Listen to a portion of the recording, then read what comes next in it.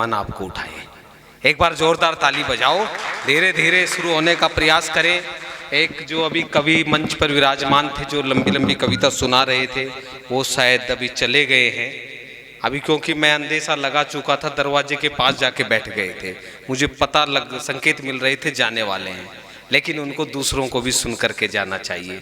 ये एक कविता का धर्म होता है। ये नहीं अपना अपना सुना करके कोई चले गए। मंच के इतने सिद्धहस्त कवि लोग, स्वामी जी बैठे हैं हमारे, और तमाम लोग यहाँ पर बैठे हैं, और आदरणीय डॉक्टर सारस्वत मोहन मनीषी जी, मैं चाहता हूँ जोरदार तालियाँ आदरणीय मनीषी जी के लिए। एक ऐसी शख्सियत हमारे मध्य विराजमान है, ये हमारा प्यार है इस क्षेत्र का। आदरणीय रामकृष्ण शास्त्री जी, आपके अपने जिनके बारे में जितना कहूँ उतना कम है। सूर्य को दिया दिखाने जैसा होगा, क्योंकि मैं इनके कार्यक्रम में पहले भी आया हूँ और हर बार दुगने उत्साह के साथ ये आयोजन करते हैं। मैं चाहता हूँ जो तालियां बची हुई है, एक बार आदरणीय शास्त्री जी के लिए भी तालियां बजा दीजिए आप। और सम्मानित सभी सुधी श्रोताओं, आप सभी इस कार्यक्रम की शोभा बढ़ाने के लिए यहाँ हैं। मेरा नाम आलोक भंडोरिया है और बहरोड मेरा ननिहाल है। जो थोड़ी बहुत तालियां बचे वो आप मेरे लिए भी बजा सकते हैं, क्योंकि अपनी माँ के गांव में आकर के बड़ा अच्छा लगता है। मेरे दादाजी को बहुत लोगों ने यहाँ पर सुना होगा, उनकी कर्मस्थली रही। मास्टर नेकी राम जी के बड़े सांग होते थे इस क्षेत्र में, और एक बड़ा लंबा उनकी एक परंपरा चलती रही।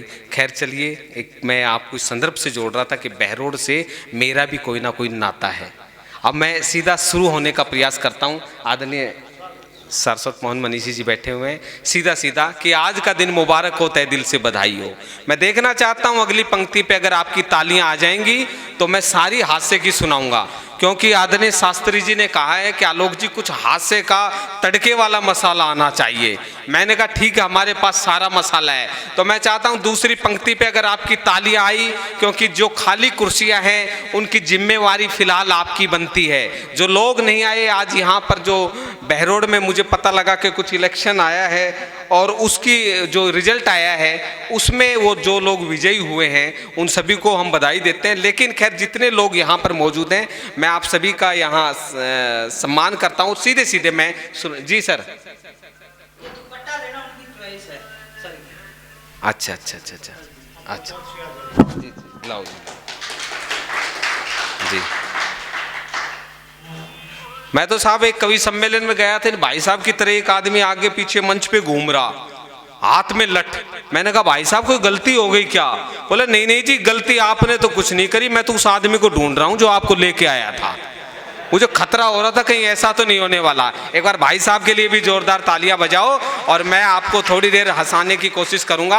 मैं दो पंक्तियां देना चाहता हूं, देखना चाहता हूं आप हंसना चाहते हैं या नहीं हंसना चाहते। अगर दूसरी पंक्ति पे आप हंसे तो मेरा आना सार्थक होगा और आगे कविता पढ़ना भी मुझे अच्छा लगेगा। कि आज का दिन मुबारक हो, तहे दिल से बधाई हो। आदरणीय माता जी बैठी हुई, आपकी गरिमामयी उपस्थिति को मैं प्रणाम करता हूं कि आज का दिन मुबारक हो, तहे दिल से बधाई हो। आज का दिन मुबारक हो, तहे दिल से बधाई हो। बैठे हैं जो कंवारे उनकी जल्दी से सगाई हो।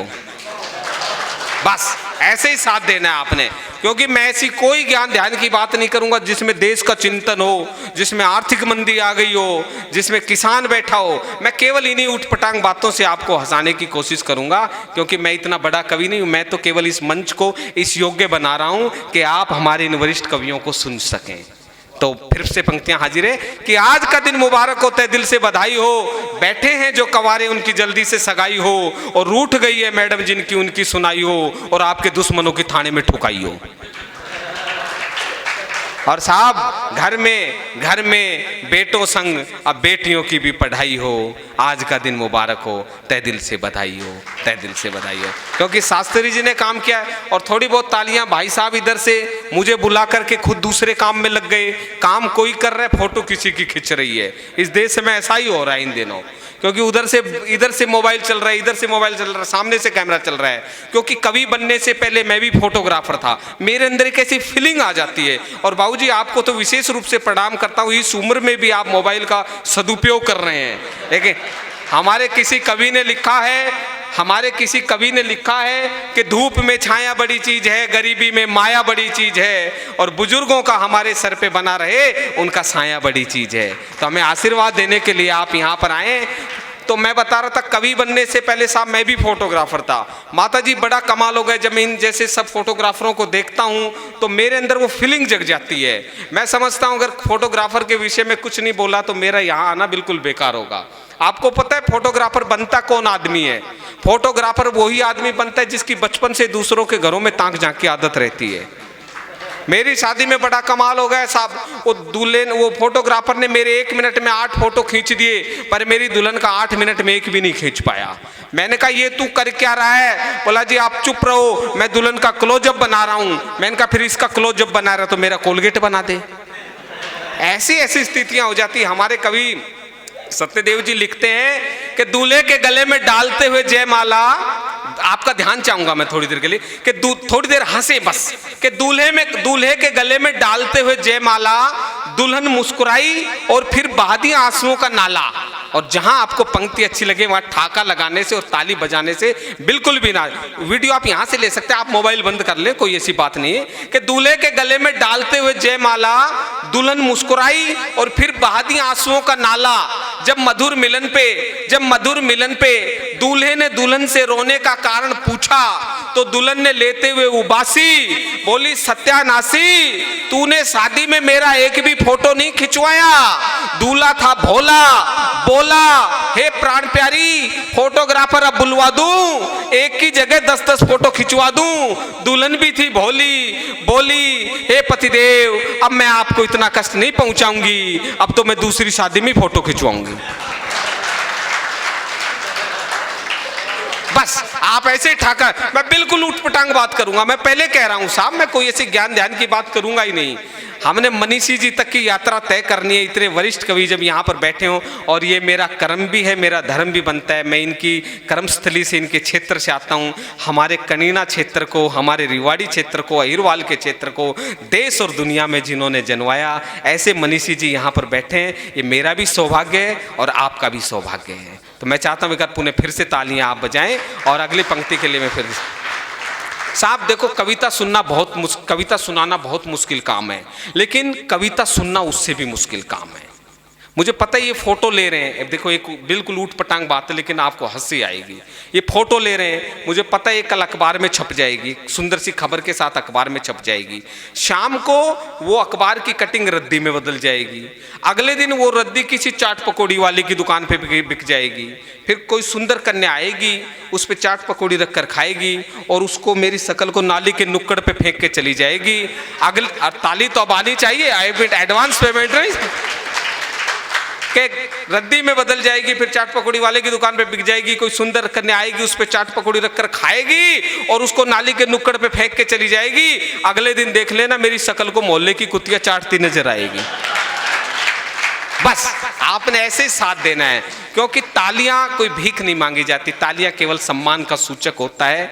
जो पता लगे कि सामने वाले को ये वहम ना हो कि आप ही विद्वान हो जो कुछ है। तो आप लोग विद्वान लोग हैं जो इतनी परख के साथ, जी आप फोटो अच्छी तरह से लो, क्योंकि एक बार तो वो एल्बम तो आज ऐसे लगते जैसे परमाणु बम हो, वो ये बड़ा कमाल हो जाता है साहब। जीवन में मेरे साथ आदरणीय एक बार जो 2 लोग आए, क्योंकि मैं पीछे से रोहतक से आया, जैसा इन्होंने बताया चंडीगढ़ में नौकरी करता हूँ और सुबह मैंने जाना भी है कहीं दूसरी जगह। मेरे साथ आदरणीय भगत सिंह सांबरिया जी आए। सांबरिया जी एक बार खड़े होकर के आप अभिवादन स्वीकार, एक बार अगली पंक्तियां मैं सांबरिया जी पे सुनाना चाहता हूं।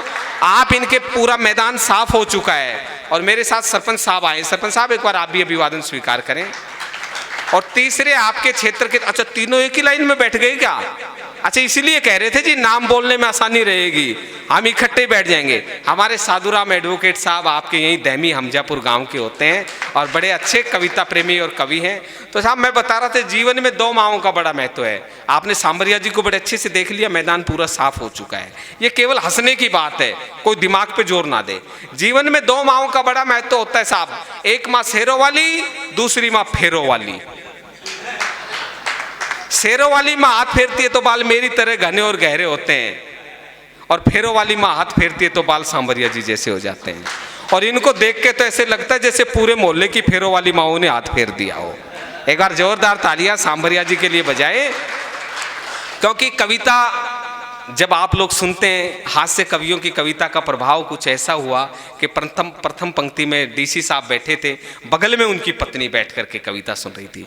हास्य कवियों की कविताओं का जादू डीसी साहब की पत्नी पे कुछ ऐसा चढ़ा कि हंसते हुए उसने डीसी साहब की पीठ पे हाथ मारा और कहा कि भाई साहब आज तो कविता सुनने में मजा ही आ गया। तो ऐसा, हाँ आप ठीक बैठे हैं, देखो जी बिल्कुल ठीक बैठे। शास्त्री जी आपकी उपस्थिति को मैं प्रणाम करता हूँ। और जो एक हमारे वक्ता ने कहा था, निश्चित रूप से ये संत हैं और बहरोड में साहित्य की अलग जो ये जगाए हुए हैं। और मैं जब भी बस, लेकिन ये है थोड़ा सा ये संकोच करते हैं कई बार कि जी आप आ जाना, भेज तो हम देंगे। मैंने बड़ी मुश्किल से कहा, मैंने कहा जी बहरोड तक बिना गाड़ी के पहुँचना संभव नहीं है। हालाँकि पता नहीं कैसे इन्होंने अपने दिल पर पत्थर रख करके मुझे इजाज़त दे दीजिए, आप गाड़ी से आ जाना, बाकी कभी बस से आ रहे हैं। मैंने कहा बड़े लेकिन खैर मैं इनकी आपकी उपस्थिति को साफ प्रणाम करता हूं। और देखो इसमें खास बात ये है, छोटे बच्चे भी आपने कविता के लिए बुला रखे हैं, कविता सुनने के लिए बुला। जहां बुजुर्ग लोग बैठे हुए हैं वहाँ बच्चे भी बैठे हुए हैं। मैं बच्चों की उपस्थिति को भी प्रणाम करता हूँ। माताएं बैठी है पूरे कार्यक्रम, क्योंकि आजकल बहनें और बेटियाँ बहुत आगे चली गई। मैं अच्छा, वाह जी, हाँ जी, सुशीला मैम आपको प्रणाम, और आपकी जो साथ हैं मैडम उनको भी प्रणाम। क्योंकि मैंने लिखा था कि कहता है कौन सर पे पड़ा भार बेटियां, सुशीला जी के खाते में वो तालियां जानी चाहिए कि कहता है कौन सर पे पड़ा भार बेटियां, माता पिता के गले का है हार बेटियां। कहता है कौन सर पे पड़ा भार बेटियां, माता पिता के गले का है हार बेटियां। और निकल गई आज बेटों से भी आगे, चला रही आज तो सरकार बेटियां, चला रही आज तो सरकार बेटियां। आप इतना अच्छा काम कर रही हैं, मैं आपको विशेष रूप से प्रणाम करता हूं। मैं कह रहा था बच्चे साहब, आजकल बच्चे भी बहुत इंटेलिजेंट हो गए। एक जो बुजुर्ग लोग बैठे हुए, एक जमाना आपका था, परिवार वाले खाट में मोधेड़ गिराते थे और आप सीधे मिलते थे। लेकिन आज का दौर कैसा दौर आ गया है, बड़ा एक अजीब दौर आ गया है। तो मैं, बच्चे इतने मोस्ट इंटेलिजेंट हो गए। एक टीचर क्लास में पढ़ा रहा था, आदरणीय शास्त्री जी आप यही चाह रहे थे ना ऐसा ही माहौल हो। वो क्लास में टीचर पढ़ा रहा था साहब, वो टीचर ने बच्चे से कहा आनंद लेना आपने, और तालियां, जहां बात समझ में आ जाए वहां बस तालियां बजा देना। वो टीचर बच्चों को पढ़ा रहा, टीचर ने बच्चे से कहा कि बेटा लड़की में कौन सी मात्रा आएगी लिख कर दिखाओ, बेटा लड़की में कौन सी मात्रा आएगी लिख कर दिखाओ। बच्चा मोस्ट इंटेलिजेंट, वो बहरोड का ही था, बोला बेटा लड़की में कौन सी मात्रा आएगी लिख कर दिखाओ। बच्चा मोस्ट इंटेलिजेंट बोला गुरुजी पहले मुझे लड़की दिखाओ। बोला लड़की देखकर क्या करेगा, बोला मैं लड़की देखकर ही मात्रा लगाऊंगा, बड़ी हुई तो बड़ी, नहीं तो छोटी लगाऊंगा। बच्चे साहब इतने इंटेलिजेंट हो गए। एक बच्चा तो और बाहर पेट्रोल पंप पे जो के बाहर निकल करके सिगरेट पीने लग रहा। मैंने उसको डांटा, मैंने कहा तू बहरोड क्षेत्र का बच्चा है, ये अच्छा नहीं कर रहा, सामने तेरे पापा खड़े हैं, तू बापू के सामने सिगरेट पी रहा है। अब बच्चे का जवाब अगर आया हो बहरोड, क्योंकि मेरी माँ बहरोड की है, जब मेरी माँ ने मेरे को ऐसी तालीम दी तो मैं टूटे फूटे शब्द आपके बीच में जोड़ने का साहस करने लगा। तो उस बच्चे ने जब जवाब अगर ऐसा दिया हो तो बच्चे के जवाब पे तालियां आनी चाहिए। मैंने कहा तुझे शर्म नहीं आती, बापू के सामने सिगरेट पी रहा है। बोला बापू ही तो है, कोई पेट्रोल पंप थोड़ी जो आग पकड़ लेगा। एक बच्चा और इंटेलिजेंट साहब, उस बच्चे ने अपनी मम्मी से ही पूछ लिया, बोला मम्मी आपकी शादी हो गई? बोला हाँ बेटा हो गई। बोला किसके साथ? बोला आपके पापा के साथ। बोला चल मम्मी घर की घर में शादी कर ली और बताया भी नहीं। हालात जब ऐसे हो जाए। एक बच्चा और इंटेलिजेंट, उस बच्चे ने पूछ लिया साहब, टीचर ने पूछा बेटा बताओ गंगा कहां से निकलती है कहां मिलती है? आदरणीय शास्त्री जी, टीचर ने बच्चे से पूछ लिया बेटा बताओ गंगा कहां से निकलती है कहां मिलती है, और फिर से आपकी ताली आएगी तो मुझे अच्छा लगेगा। बोला बेटा बताओ गंगा कहां से निकलती है कहां मिलती है? बच्चे ने कहा गुरुजी गंगा अपने घर से निकलती है और मंदिर के पीछे जाके गंगाराम से मिलती है। तीन बच्चे और भी बहरोड के, ये पास में मोहल्ला है इधर जो तसीम की तरफ मुड़ते हैं, तीन बच्चे जिक्र कर रहे, वो भास्करानंद जी का तालाब है हाईवे की तरफ। वो एक बच्चा बोलने लगा, बोला मेरे पिताजी ने तालाब में डुबकी लगाई, समुद्र में जाके निकला, दूसरा बोला मेरे पिताजी ने समुद्र में डुबकी लगाई, गांव के जोड़ में जाके निकला। और तीसरे बच्चे ने अगर जवाब ठीक दिया हो तो फिर से इसी तरह से ताली आनी चाहिए। बोला मेरे पिताजी ने तालाब में डुबकी लगाई, समुद्र में जाके निकला। दूसरा बोला मेरे पिताजी ने जोड़ में तालाब में डुबकी लगाई, वो जोड़ में जाके निकला। तीसरा बोला मेरे पिताजी ने छत पे लगी टंकी में डुबकी लगाई, पड़ोसन आंटी की ठुट्टी में जाके निकला। तो साहब ऐसे ऐसे हालात जब हो जाते हैं तो मैं समझता हूँ। और ये सांबरिया साहब बैठे हुए हैं, इनका पोता जल्दी घर से चल करके, स्कूल से चल करके आ गया। सांबरिया जी ने पहले उसको कूटा, फिर देखा कि पीछे से इसकी टीचर आ रही है, तो उन्होंने कहा, बोला जल्दी से कूटूंगा बाद में, पहले अंदर जाके छुप जा, पीछे पीछे तेरी टीचर आ रही है, तू स्कूल से जल्दी भागी आया। तो बोला कूटूंगा बाद में, जल्दी जाके छुप जा, पीछे पीछे तेरी टीचर आ रही है, स्कूल से जल्दी भाग आया। बोला बाबा छुप तो आप जाओ, मैं तो आपके मरने की कह के 12 दिन की छुट्टी लेके आया हूं। हालात ऐसे हो गए हैं साहब। तो इसलिए इन बच्चों को विशेष रूप से प्रणाम। और कुछ माताएं बहनें बैठे, और मैं समझता हूँ हमारा रिवाड़ी का क्षेत्र ये तो एक ही क्षेत्र है, तो कुछ बड़े बूढ़ों की भी बात होनी चाहिए, क्योंकि सारे मसाले सारे क्यों सर। एक बच्चा, मुझे और इंटेलिजेंट एक बात और याद आ गई। एक टीचर ने बच्चे से पूछ लिया, बोला बेटा है जी, हाँ, वो बच्चे से पूछ लिया बेटा समुद्र में एक नींबू का पेड़ है। जवाब बच्चे का सुनना साहब। बोला समुद्र में नींबू का पेड़ है, उस पे नींबू लगे हुए हैं समुद्र के बीच में, तू नींबू कैसे तोड़ कर लाएगा। अभी जवाब को जच, ये सवाल ही गलत था। बोला बेटा समुद्र के बीच में नींबू का पेड़ है, उस पे नींबू लगे हुए हैं, तू नींबू कैसे तोड़ के लाएगा। बच्चा बोला गुरुजी मैं चिड़िया बन जाऊंगा और पंख से उड़ के जाऊंगा और चोंच से नींबू तोड़ के ले आऊंगा। और मास्टर जी ने बच्चे को एक दिया कान पे जचा के, बोला तुझे चिड़िया क्या तेरी माँ बनाएगी। अब बच्चे का जवाब, बच्चा बहरोड का था, बच्चे का जवाब सुनना। वो बोला मैं चिड़िया बनकर जाऊंगा, उड़कर जाऊंगा और नींबू चोंच से तोड़ कर ले आऊंगा। टीचर ने बच्चे के एक मारा, बोला तेरे को चिड़िया क्या तेरी माँ बनाएगी। बोला समुद्र के बीच में नींबू का पेड़ क्या तेरा बाप उगाएगा। तो साहब मैं चाहता हूँ थोड़ी सी बात अपन और हास्य की कर लेते हैं।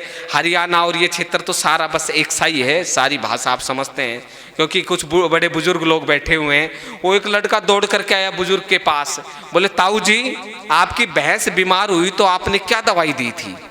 देखो बड़ा आसान सा जवाब था। ताऊ जी धीरे धीरे बता रहे थे। हमारे प्रिंसिपल साहब तो बहुत फास्ट बोल रहे थे, लेकिन ताऊ जी इस उम्र में धीरे धीरे बता रहे थे कि ताऊ जी आपकी भैंस बीमार हुई तो आपने क्या दवाई दी थी। तो ताऊ बता ही रहा था कि भाई मैंने तो तम्बाकू में दारू घोल के पिलाई थी। वो और आगे बताना चाह रहा था, लेकिन लड़के ने इससे आगे सुना ही नहीं, वो दौड़ के चला गया साहब। वो बस यही कहा, बोला भाई मैंने तो तम्बाकू में दारू घोल के पिलाई थी। अब वो लड़के ने जाके दवाई कर दी, भैंस के पेट में अफार आ गया, पांव पीट के भैंस मर गई। लड़का दौड़ा दौड़ा आया, बोला ताऊ जी। बोला हाँ भाई। बोला मेरी भैंस तो मर गई। बोला मेरी के बच्ची थी भाई। तो ये हरियाणवी हंसे। एक और साहब, बस आप इसी तरह से हंसते रहो। एक लड़का और आया दौड़ के, बोला ताऊ जी, अब देखना शब्द प्रयोग देखना जी, आप तो स्कूल की संचालिका हैं, स्कूल चलाते हैं, लेकिन हरियाणा के लोग दिमाग कम लगाते हैं, है जी। सेंटेंस देखना आप। एक लड़का दौड़ के आया, बोला ताऊ जी अपनी स्त्री दे दो। अब देखो आप शब्द देखना साहब। ताऊ जी ने इशारा कर दिया, वो बैठी ले जा। बोला जी वो नहीं, वो कपड़ों वाली। बोले बावली बूची ये भी कपड़ों में ही बैठी है। बोला जी ये नहीं, वो कपड़ों की सलवट निकालने वाली नहीं। बोले वो ये नहीं, वो कपड़ों वाली। बोले ये भी कपड़ों में ही बैठी है।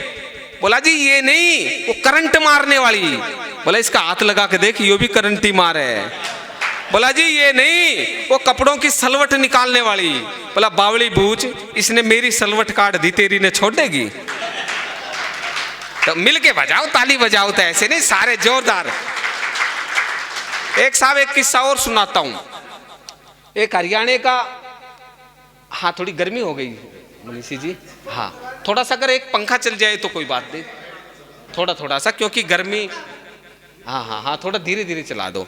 वो साहब एक हरियाणा का दामाद ससुराल पहुंच गया। हाँ थोड़ा भाई ध्यान रखो कवियों का। हमारे एक दामाद अपने ससुराल पहुंच गया साहब। पहले तो घी बूरा से बड़ी इज्जत होती थी जी। आपका एरिया तो वैसे भी बड़ा अच्छा एरिया है, यहाँ पे तो मान मनवार बहुत होती है और यहाँ के लोग तो बहुत इज्जत करते हैं, बहरोड के लोग और आसपास की तलेटी के लोग। हमारे हरियाणा की घटना है साहब, वो एक दामाद अपने ससुराल पहुंच गए तो 5-7 दिन तो घी बूरा से बढ़िया वाली सेवा हुई और बाद में साहब वो सेवा कौन करे। अब सारे पड़ोसी घर वाले सब छिक लिए, 10-12 दिन 15 दिन हो गए, सारे छिक लिए साहब। अब सारे छिक लिए तो वो बोले जी अब भाई इसको बटेऊ को तो भगाओ यहाँ से। अब वो चटनी रोटी आने लग गई। अब वो घी बूरा कहाँ से आई, कोई 2, 4, 5, 10 दिन की होती है, अब महीने की थोड़ी होती है। उसने अगले ने 6 महीने की तैयारी करके गया था। वो बोला 6 महीने से पहले आऊँगा ही नहीं। तो बोले साहब चलो ठीक है। अब जी वो बूढ़े ने, घर के बूढ़े ने स्कीम बनाई, बोला भाई ये तो ऐसे नहीं जाएगा, ये तो हमें लूट के चला जाएगा ऐसे तो। और रिश्तेदार 2, 4, 5, 10 दिन का रुकने का होता है, इतने दिन थोड़ी होता है मेरे यार। बोले जी ऐसा करो, मैं जा रहा हूँ खेत में, और बुढ़िया से कह दिया तू जा पड़ोस में, और ये जो कढ़ाउनी रखी है दूध की इसमें थोड़े चावल डाल दे, आएंगे तब तक खीर तैयार मिलेगी, मजे से खाएंगे। बोला जी ठीक है। अब वो अंदर बोला ये सो रहा है, चुपचाप इसको सोया रहे। लेकिन वो जग रहा था, उनकी बात सुन रहा था और बोला भाई खुट्टी के गुड़ टकरा है, आवेंगे जब खीर बड़ी तैयार पाएगी आराम से गुड़ के साथ खाएंगे। अब साहब आप देखना, आनंद लेना पंक्तियों का, बात आप तक पहुंचे। शाम को बुढ़िया घर आती है और कहती है मैं सुनार घनी होशियार तजुर्बेकार कड़के की, मैं सुनार घनी होशियार तजुर्बेकार कड़के की, पड़ोसियां के जा रही थी बाईसु तड़के की। मैं सुनार घनी होशियार तजुर्बेकार कड़के की, पड़ोसिया के जा रही थी बाईसु तड़के की। अब साहब इतनी देर में बूढ़ा भी आ गया, उसने भी यही कहा, बोला मैं सु मर्द घड़ा होशियार तजुर्बेकार कड़के का, मैं सु मर्द घड़ा होशियार तजुर्बेकार कड़के का, और खेत में जा रहा थी बाईसु तड़के का। अब साहब इतनी देर में उसकी बटेऊ की आंख खुल गई। अब बटेऊ ने जवाब ठीक ठाक दिया हो तो अब की बार एक भी हाथ खामोश नहीं रहना चाहिए, ताकि मेरा यहाँ आना भी सार्थक हो। बूढ़े ने कहा मैं सु मर्द घना होशियार तजुर्बेकार कड़के का, और साहब पड़ोस खेत में जा रहा था बायासु तड़के का। अब इतनी देर में साहब बटेऊ की आंख खुल गई। अब बटेऊ ने कहा, बोला मैं सु मर्द घना होशियार तजुर्बेकार कड़के का, मैं सु मर्द घना होशियार तजुर्बेकार कड़के का, और गुड़ गलिया थारी खीर रगड़ गया, बेहोश पड़ा सु तड़के का। बस आप ऐसे ही सुनते रहो और मैं आपको सुनाता रहूँगा, लेकिन ताली बढ़िया वाली सही टाइमिंग पे बजाया करो। तो कुछ साहब पति पत्नी के कुछ थोड़ा सा समय का है ये कविता मनीषी जी। आदरणीय देखो, मैं दूसरे कवियों की तरह नहीं हूँ कि मंच अगर एक बार हाथ में आ जाए तो किसी दूसरे का, ये मंच की गरिमा होती है। हमारे जब वरिष्ठ कवि हमारे सम्मुख बैठे हों तो मैं समझता हूँ अगर किसी दूसरे चरण में फिर से जरूरत पड़ेगी तो मैं फिर से आऊँगा, लेकिन सिर्फ मनोरंजन है कवि का, मैथिली सेन गुप्त जी ने कहा है सिर्फ मनोरंजन है कवि का धर्म होना चाहिए, उसमें उचित उपदेश का भी मर्म होना चाहिए। तो एक छोटी सी कविता मैं आप सभी के सम्मुख प्रस्तुत करके अपना स्थान लेता हूँ। उसके बाद हमारे बाकी के बहुत कवि हैं, क्योंकि शास्त्री जी ने आदेश दिया था। आप मुझे लगता है अब ठीक ठाक पोजीशन में आ गए, जो आप सुन पात में गए हुए थे अब ठीक ठाक पोजीशन बैठे हो कि नहीं। हाँ, तो एक कविता, छोटी सी कविता शास्त्री जी। अभी सब लोगों के हाथ में मोबाइल था, कोई इधर से रिकॉर्डिंग कर रहा था, कोई इधर से रिकॉर्डिंग कर रहा था, सब सदुपयोग कर रहे थे। लेकिन साहब मैंने इस मोबाइल का दुरुपयोग देखा है, और उसी दुरुपयोग पर, सबकी जेब में मोबाइल मिलेगा आपको, लेकिन मैंने उस मोबाइल के दुरुपयोग पर एक कविता लिखने की कोशिश की है। बात आप तक पहुँच जाए तो तालियों से अपना आशीर्वाद देना। ये कविता आपके सभी सम्मुख प्रस्तुत है कि ताऊ ताई भाभी भाई, ताऊ ताई भाभी भाई, हर कोई इसका दास हो गया। ताऊ ताई भाभी भाई, हर कोई इसका दास हो गया, और जब ते चल्या से मोबाइल, घर का सत्यानाश हो गया। ताऊ ताई भाभी भाई, हर कोई इसका दास हो गया, और जब ते चल्या से मोबाइल, घर का सत्यानाश हो गया। हारी बीमारी और रिश्तेदारी, हारी बीमारी और रिश्तेदारी का पड़ गया फर्ज निभाना। फोन करया और हाल पूछ लिया, तारा खूब उल्हाना, और ब्याह शादी हो चे जन्म दिवस ना चावे कष्ट उठाना। और मोबाइल पे दई बधाई छुट गया आना जाना। मोबाइल पे दई बधाई इब छुट गया आना जाना। तेज धार की इस गति ते, तेज धार की इस गति ते रिश्ता का परिहास हो गया। और जिबते चल लिया से मोबाइल घर का सत्यानाश हो गया। ताऊ ताई भाभी भाई हर कोई इसका दास हो गया।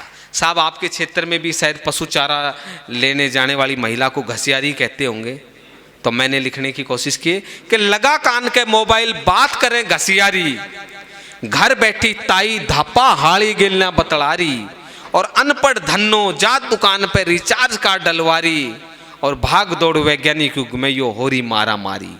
छोटे से बालक ने भी, छोटे से बालक ने भी ये मोबाइल का चास हो गया। और जिबते चल लिया से मोबाइल घर का सत्यानाश हो गया। ताऊ ताई भाभी भाई हर कोई इसका दास हो गया। और तीसरा चरण आप सभी को समर्पित करता हूं कि बिन मोबाइल सर नीब छोरा ऊंची छोरी। और चौथी पंक्ति पे देखना चाहता हूं कैसी तालियां आती है कि बिन मोबाइल सर नीब छोरा ऊंची छोरी, घंटों घंटों बतलावे से छुप के चोरी चोरी। बिन मोबाइल सरनीब छोरा ऊंची छोरी, घंटों घंटों बतलावे से छुप के चोरी चोरी। और मोबाइल बन गया आजकल इश्क प्रेम की डोरी, और मारे से मिसकाल मटे जिब जेब सपा चटोरी। जो इसके चक्कर में पड़ गया भेजा भी खल्लास हो गया। और जिबते चल लिया से मोबाइल घर का सत्यानाश हो गया। ताऊ ताई भाभी भाई हर कोई इसका दास है। और अंतिम चरण आप सभी के श्री चरणों में समर्पित करता हूं कि छोरे छोरी नाचन लागे इसमें टेप चला के, छोरे छोरी नाचन लागे इसमें टेप चला के, सुथरी छोरी दिखे फोटो खींचे क्लिक दबा के, और ईयरफोन लगा काना में मर गए कई टकरा के, और बिघन कर दिया मोबाइल ने कह रहा सू तंगा के, बिघन कर दिया मोबाइल ने।